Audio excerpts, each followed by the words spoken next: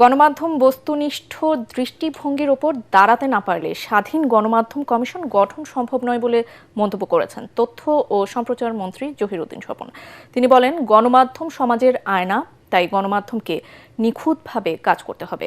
সংবাদপত্রের কালো দিবস উপলক্ষে রাজধানীর চলচ্চিত্র ও প্রকাশনা অধিদপ্তরে আয়োজিত সেমিনারে অংশ নিয়ে এসব কথা বলেন তিনি।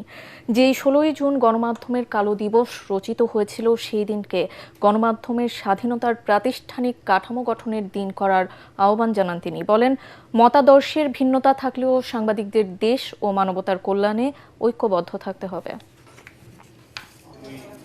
গণমাধ্যম এবং সাংবাদিকতা সেরকম একটি মহৎ পেশা, যা চর্চা করতে গেলে কোনো না কোনো দর্শন এবং আদর্শকে তার ধারণ করতেই হয়। এই পেশা রাজনৈতিক দায়িত্বের মতোই তেমন একটি পেশা, যা প্রতিদ্বন্দ্বিতায় লিপ্ত থাকবে মতাদর্শের সঙ্গে, কিন্তু একই সঙ্গে দেশ এবং মানবতার সমৃদ্ধির লক্ষ্যে একটা ঐক্যবদ্ধতা চর্চা করবে।